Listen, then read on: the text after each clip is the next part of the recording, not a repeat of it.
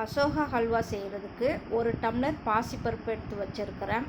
அதை ஒரு வடைச்சட்டியில் வாசம் வர வரைக்கும் லோ ஃப்ளேமில் வச்சு வறுத்துக்கிறணும்.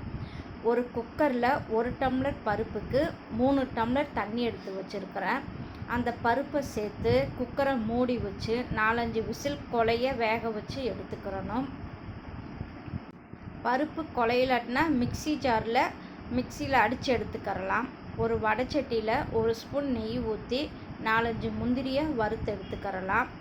அதே வடைச்சட்டியில் கொஞ்சம் நெய்யை ஊற்றி 2 ஸ்பூன் கோதுமை மாவை சேர்த்து நல்லா வதக்கி எடுத்துக்கிறலாம். பச்சை வாசனை போகிற வரைக்கும் நல்லா வதக்கிக்கிறலாம்.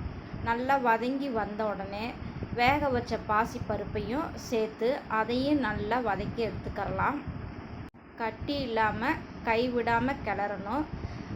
கலருக்காக 2 ஸ்பூன் சர்க்கரையை கேரமலைஸ் பண்ணிக்கிறலாம். கொஞ்சம் ஏலக்காய் பொடி சேர்த்துக்கிறணும்.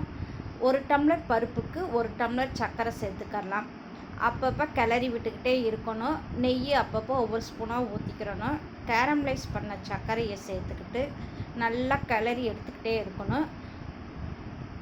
சட்டியில் ஒட்டாமல் நல்லா திரண்டு வரணும். அதுக்காக அப்பப்போ ஒவ்வொரு ஸ்பூனாக நெய்யை சேர்த்து வறுத்து வச்ச முந்திரியும் சேர்த்து கிளறி எடுத்தோம்னா அசோகா ஹல்வா ரெடி ஆயிடுச்சு.